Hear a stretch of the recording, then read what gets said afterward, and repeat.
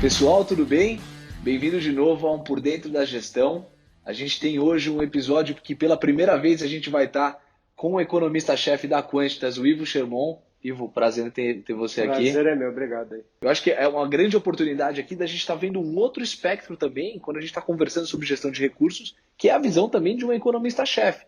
Como é o poder decisório, como que é a visão na hora de tomada de decisão, quando a gente está olhando tanto do aspecto macro, e naturalmente a gente falando de fundos multimercado, né, tem Sim, uma sinergia totalmente. muito grande. Mas antes da gente começar a falar um pouco do fundo, da Quantitas, queria falar um pouco sobre o Ivo, né? Uhum. Quem é o Ivo? O que levou ele a se tornar um economista? E como foram os passos até chegar na Quantitas? Bom, eu sempre, e aí quando eu digo sempre, é sempre mesmo. Assim, eu tinha 9 anos, eu sou de 1980. Eu tinha 9 anos de idade, a gente teve a primeira eleição direta no Brasil, né, aquela que o Collor ganhou. Eu com 9 anos, assim, eu já tipo, ficava vendo os debates, ficava tipo, alucinado com aquela coisa. Eu sempre gostei muito de política. E claro que na época eu não entendia nada de economia, mas já me atraí pelo ambiente de entendimento de o que acontece em Brasília e tudo mais. E com o passar do tempo, enfim, minha formação no colégio foi me levando a me interessar por essa coisa. E na época, eu tinha acabado de passar o Plano Real, entrei na faculdade em 99. E na época, pô, todo adolescente fica aquela confusão, o que eu vou fazer, aonde eu vou fazer. E eu morava no Rio de Janeiro, eu sou do Rio de Janeiro, e muito se falava que o Departamento de Economia da PUC, que foi quem criou o Plano Real, já tinha criado aquela fama toda e falava, pô, a economia na PUC é excelente. E eu fui entender o que era economia, na época eu não tinha ideia, mas acho que talvez eu seja filho do Plano Real, sabe? Tipo, o Entendi, que a me levou à influência. economia foi o interesse por essa coisa da política, dos fenômenos sociais, vamos dizer assim, e a fama que aquela galera que fez o Plano Real, que eram quase todos professores da PUC, me levaram até a PUC para fazer economia. E aí me tornei economista. Bacana. E como que foi a escalada profissional depois dos primeiros anos de PUC, estagiário, analista? Na verdade, assim, eu sempre digo assim, eu praticamente não fiz estágio, né? Por quê? O departamento de economia da PUC, ele era um departamento que ele incentivava muito o aluno a estudar, né? E na época até o meu padrinho falou, olha, você vai ter 80 anos de vida para trabalhar, foca no estudo que você depois se tira de letra. E foi o que eu fiz. Eu saí da graduação, fui fazer mestrado, cheguei até a fazer um ano de doutorado, mas aí meio que já a vida estava me levando para um ambiente acadêmico que não era exatamente o que eu queria. E aí fiz um ano só, depois fui para o mercado e aí, enfim, comecei a já me interessar muito não pelo mercado em si, mas pela macroeconomia. E acho que aí o mercado foi uma decisão meio natural, né, de você entrar num departamento econômico de uma asset, na época era um Modal Asset, e aí depois eu fiquei um tempo no Modal, depois Itaú, depois na Quiro Investimentos, na Itaim Asset, e aí há 3 anos e meio estou na Quantitas. E até por acaso a Itaim era no mesmo edifício que a gente está aqui hoje. Era um andar de baixo aqui, né? Um andar de baixo, é. Pertinho aí, então. Era do lado. Ivo, hoje, quando a gente está falando de ser um economista-chefe dentro da Quantitas, queria que você comentasse um pouco do processo de investimento hoje que vocês têm dentro da Quantitas. Eu acho que é importante ressaltar que, tanto aqui do nosso lado da Blackbird, né, quando a gente olha para fundos, principalmente multimercado, a gente tem uma preocupação muito grande sobre o processo de investimento. Né? Como são feitas as decisões de investimento, Uhum. Que nível de colegiado, comitê de Sim. investimento, como que funciona esse processo. Uhum. E aí o seu papel nele hoje. Sim. Eu costumo brincar até com a minha mulher que eu sempre falo assim, olha, se eu fosse eu ou qualquer outro economista ou gente de mercado, se a gente fosse máquina, a gente trabalhava 24/7, né? Porque assim, a gente trabalha primordialmente com informação, né? Claro que depois tem a análise da informação, que é uma outra fase do processo, mas inicialmente é informação. Então, o tempo todo tem informação, a gente tem que estar ligado para entender o que está acontecendo e as consequências em preço de mercado sobre aquilo. Então, como é que funciona? Usualmente, eu, como economista-chefe, eu acordo, enfim, muito cedo todo dia, passo a leitura de todos os jornais, todos os seus sites, os relatórios que a gente recebe, né, de outros bancos, lá de fora, aqui de dentro, para dar, aí chega umas 8h30 aproximadamente, que é antes dos mercados abrirem, que eles abrem às 9 horas, a gente faz uma reunião que a gente chama de reunião de caixa, né? Eu sou economista, eu conduzo a reunião e eu falo com gestores, é mais um alinhamento informacional, né? Ou seja, tudo que eu li eu faço um resumo. Claro que no finalzinho a gente sempre bota uma análise ali, mas ali o objetivo é que todo mundo comece o dia às 9 horas com o mesmo conjunto informacional, né? Claro que todo mundo lê, mas naturalmente o meu trabalho é talvez ler mais e análise, já também fazer uma leitura com um pouco de análise em cima. Então a gente passa ali aquela primeira meia hora, de 8h30 até mais 9, fazendo essa reunião de caixa, passando tudo que aconteceu, que a gente fala, passou no overnight, né? Tudo que aconteceu durante a noite ou naquela manhã, e a leitura dos jornais brasileiros. E ao longo do dia a gente, enfim, fica ligado 24 horas, assim, o tempo todo com o pessoal da gestão. A gente tem alguns sistemas de informação, né, de notícia e preço. Então o tempo todo a gente está discutindo se o preço de uma ação foi de mais, o dólar foi de menos, deveria estar assim, um preço da taxa de juros deveria estar assado, e eventualmente, em geral pela manhã, são divulgados os indicadores econômicos aqui e lá de fora. Vamos supor, saiu a inflação hoje, por exemplo. Saiu às 9 da manhã. Entre 9 e 9h30, a gente ficou lá se debruçando em cima dos números para tentar entender, aí sim, tem análise, né, de tentar entender o que aqueles números querem dizer e as consequências daquilo, por exemplo, para a decisão do Banco Central na tomada de juros, né? Feita tiradas as devidas conclusões, a gente tenta entender o que está precificado no mercado e se está errado ou certo em relação ao que a gente acha que deveria ser. Porque o tempo todo a gente lida com o nosso entendimento da realidade, tem que entender como os outros vão interpretar aquela realidade e fazendo sempre a relação entre o preço que está na tela e o valor de um ativo qualquer. Então a gente acha, vou dar um exemplo numérico só para ilustrar, a gente acha que a Bolsa deveria estar 115 mil pontos. A tela está me dizendo que a Bolsa hoje vale 107 mil pontos. Se eu acho que vale 115, aquilo tem um valor maior do que está precificado, eu tenho que comprar o ativo. Então a gente faz isso o tempo todo com milhares, dezenas de ativos. E isso é trocando o tempo todo informação e análise o tempo todo. E uma vez por semana a gente faz um comitê, na verdade a gente faz 2 comitês, um de gestão e outro de economia, para meio que...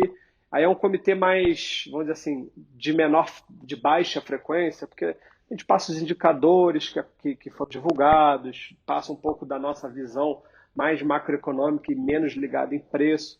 E tem um outro comitê de gestão, que aí sim é abrindo as posições, onde que a gente está comprado, onde está vendido, o que deveria ser, se deveria mudar alguma posição, não deveria, para complementar a análise que a gente já faz na mesa o dia inteiro. Entendi. E vamos aproveitar até um tema que você citou aqui, a gente tem discutido muito isso aqui dentro. Para contar um pouquinho, a gente também faz um comitê de investimentos aqui mensal, né? E aí óbvio que a nossa abordagem está muito mais ligada às carteiras, dos portfólios dos investidores, mas uma coisa que chama muito a atenção da gente, quando a gente está falando de bolsa, vou pegar o gancho que você falou de 115 mil pontos, a gente chega num número mais ou menos parecido, tá? A gente chega aí na casa de 120, mas o que hoje a gente está enxergando, e eu queria saber um pouco da visão de vocês. Olhando para uma média histórica aí, a gente vê a bolsa tradando por volta de 12,5 vezes preço por lucro. É a média histórica brasileira. Só que com um prêmio de risco muito... Lá atrás era muito maior do que a gente tem hoje, naturalmente pela taxa de juros, né? É mais ou menos nessa linha que vocês estão enxergando também a pontuação da bolsa, ou você acha que tem uma elasticidade desse múltiplo que pode acontecer?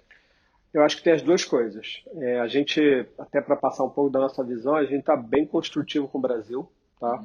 E acho que é aquela coisa, dá até medo de quando a gente fala o cavalo, é a melhor aposta possível. E, assim, nunca ficou tão claro que o melhor cavalo a se apostar é a bolsa, mais do que o dólar, mais do que os juros. A gente acha que deve ter uma expulsão de múltiplo, como você falou, está meio que na média histórica, e eu acho que o Brasil está passando por uma mudança de entendimento de matriz produtiva, né? A gente passou aí, sei lá, 10 anos com o Estado sendo indutor de tudo. O Estado batia escanteio e cabeceava, né? Ou ele achava que poderia bater escanteio e cabecear. E a sociedade percebeu que não dá. Quem bate escanteio não pode cabecear ao mesmo tempo. Então a gente está mudando a matriz de produção, isso toma tempo. Então, eu acho que essa mudança de mentalidade e de lógica de como que a economia deve funcionar, como o governo deve estar dentro da economia, acho que está mudando. Isso tem que mudar necessariamente múltiplo, né, e tem que mudar. É o que a gente fala assim, a gente fica sempre comparando o preço justo, né, do valor justo.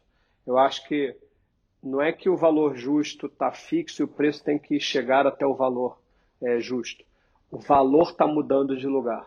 Entendeu? Então, assim, tem os dois movimentos. O preço estava muito abaixo do valor, então ele começou a caminhar para cima na direção do valor justo, só que o valor justo também está se deslocando para cima. Né? Então, por isso que eu acho que tem assim, essa corrida para cima, porque acho que no fundo é uma mudança de comportamental, de entendimento mesmo. Perfeito, perfeito. E quando você olha hoje, principalmente um dólar aí na casa de 4,07 hoje, né? Uhum. Vocês têm alguma visão já para esse dólar? É claro que se a gente pensar puramente do aspecto econômico, diferencial de taxas de juros, a gente vive um momento de taxa de juros global Sem dúvida. que não está nos livros, né? Sem dúvida, não mesmo. O que vocês têm enxergado para dólar? Como é que tem sido a visão para isso? Moedas de modo geral, e o dólar em particular, ele é um mercado um pouco mais complexo, vamos dizer assim, porque ele envolve sempre dois lados, né? Não existe o real, existe o real contra o dólar, o real contra o euro. Existe sempre duas histórias a ser observadas e contadas. Tudo que está acontecendo lá fora, e aí dá para passar a noite inteira conversando sobre tudo que está acontecendo lá fora na economia, a nossa visão sobre o dólar ela foi se deslocando com o tempo. Tá? Então, existe até um chavão entre economistas que Deus criou o dólar para dar humildade aos economistas. Porque não existe nada mais difícil do que você prever dólar, mesmo assim a gente tenta. E os nossos modelos de dólar hoje, eles preveem aí um dólar na faixa de 4. Tá? Então, não está muito fora. O modelo indicar que o dólar deveria ser 4 não significa que ele não possa caminhar ou ficar um tempo embaixo desse número. Quando é uma projeção, é uma média que deve vigorar por um certo período de tempo. Como toda média, vai ter um períodozinho que vai ficar um pouco abaixo, um período que vai ficar um pouco acima, mas ele vai ficar, quando você olhar depois de, vamos supor, 3 anos, ele vai ficar girando em torno desse número. Não é que o tempo todo ele vai ficar parado em 4. Então, assim, é evidente que o Brasil, se ano que vem começar a crescer mais do que vem crescendo, naturalmente isso vai criar um certo impulso para a nossa moeda. Eventualmente o real tranquilamente pode vir a 3,90, 3,80, pode. Mas tudo que tem acontecido na economia global, a gente acha que o dólar hoje, o valor justo, vamos dizer assim, ou de referência, justo é uma palavra ruim para moedas. O valor de referência hoje para a gente seria mais perto do 4. Tá? Então, esse 4,07 não parece tão distante. Tá? E hoje, voltando um pouquinho também para o aspecto global, né? Poxa, a gente tem visto tanto Estados Unidos, mais na questão de uma possível desaceleração, né? Ainda não é uma coisa super sacramentada, Sim. mas em Europa a gente já vê esse cenário Sim. mais solidificado. Sem dúvida. Né? Quando você olha para os mercados desenvolvidos e o movimento do Brasil, parece que de novo talvez a gente navegue na contramão do mundo. É impressionante. É um desperdício de oportunidade que a gente tem. É chato. Mas o que vocês estão enxergando também para a relação risco-retorno dos desenvolvidos? Eu falo isso também não só pelo aspecto do dólar, mas a gente vê boa parte dos nossos investidores às vezes tem alocações fora do Brasil. Né? Aonde que ele deveria estar buscando retorno e qual o risco dele ter hoje os investimentos também nos desenvolvidos? Então, eu tenho uma visão mais cautelosa, é uma palavra educada, tá? Mais pessimista com o global, e isso envolve a economia americana. Tá? Eu acho que a gente, no final do ano que vem, vai ou já estar, ou pelo menos chegando muito perto de uma recessão nos Estados Unidos. Dito isto, é muito raro, para não dizer nunca, acontecer dos Estados Unidos entrar numa recessão e o mundo ficar pairando tranquilo. Né? Então, como você bem falou, a Europa já está muito fraca, né? Até tem um movimento, acho que um pouco mais estrutural, consolidado de uma Europa muito fraca. Muita gente fala da japonização da Europa, né? Ou seja, é um continente que está ficando muito velho, né? Já tem um estoque de capital, já não tem tanta inovação, né? Principalmente nesse ambiente de 5G, por exemplo, me parece um continente que está ficando meio para trás nessa questão, por exemplo, de inovação tecnológica. Então, é um país cuja produtividade, até pelo envelhecimento da população, já caiu muito. Então, a capacidade de uma Europa de realmente crescer de forma vigorosa é muito baixa, né? O Japão é outra coisa que já está há 30 anos nessa toada. Então, a despeito de eu ser pessimista com os rumos da economia americana nos próximos 1, 2 anos, eu acho que os Estados Unidos ainda é o melhor lugar para se estar quando se pensa no mundo, tá? Em desenvolvidos. A Bolsa Americana pode cair? Pode até cair, tá? Numa eventual recessão. Mas dificilmente a Bolsa Americana é um ativo pior do que uma Bolsa Alemã, por exemplo, né? O dólar, por exemplo, usualmente em recessões americanas, o dólar é um ativo que performa bem, por exemplo. Porque, naturalmente, todo mundo fica apavorado e, como eu falei, quando os Estados Unidos entram em recessão, usualmente o resto do mundo vem junto. Então, outras moedas também se enfraquecem, então o dólar usualmente acaba sendo um porto seguro, então acaba se fortalecendo. Então, por mais que eu não seja muito otimista, mas olhando para o mundo desenvolvido, eu acho difícil que tenham grandes ativos melhores do que os ativos americanos, seja em bolsa, ou seja em treasury, né, em taxa de juros, em títulos do governo, ou seja mesmo no dólar, tá? Porque acho que em recessão ele tende a performar bem. Mas é forte falar em recessão ainda?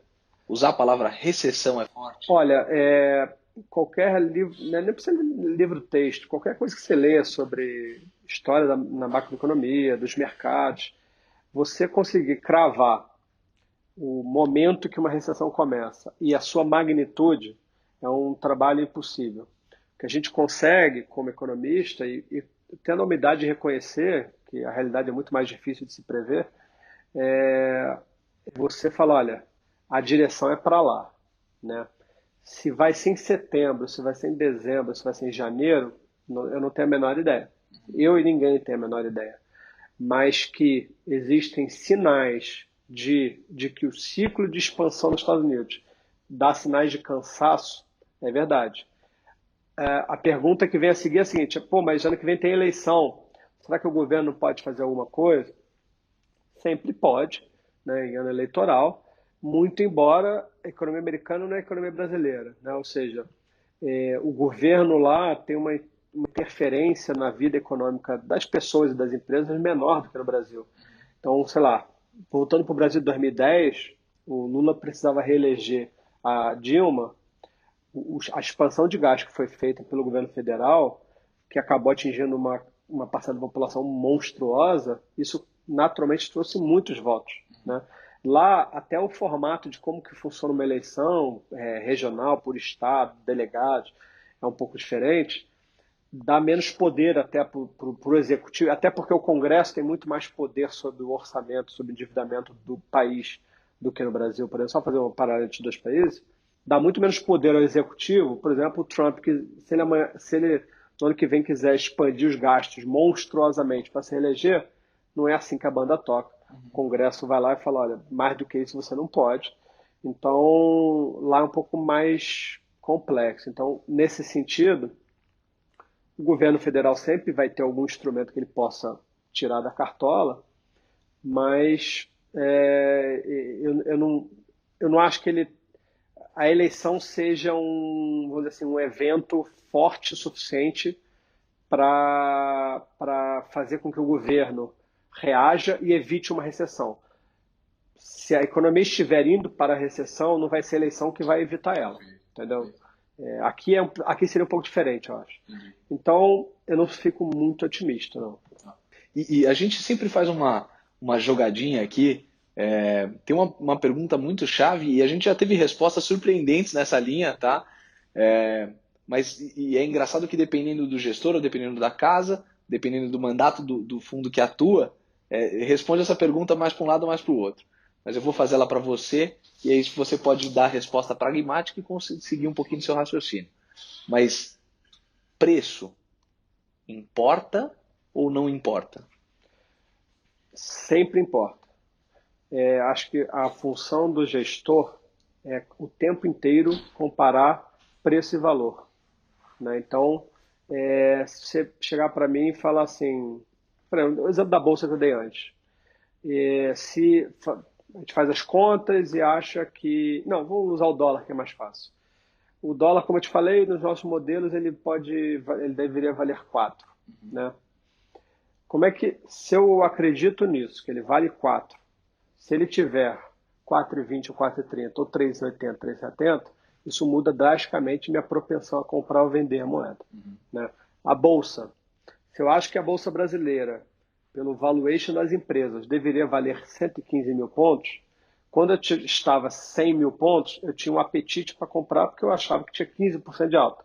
Se ele tiver 114 mil pontos, se a gente ainda tiver comprado lá na Quantas, por exemplo, vou falar, galera, vamos rever porque já está chegando no preço justo, né? Então, eu acho que o trabalho do gestor é sempre você fazer uma comparação entre preço e valor.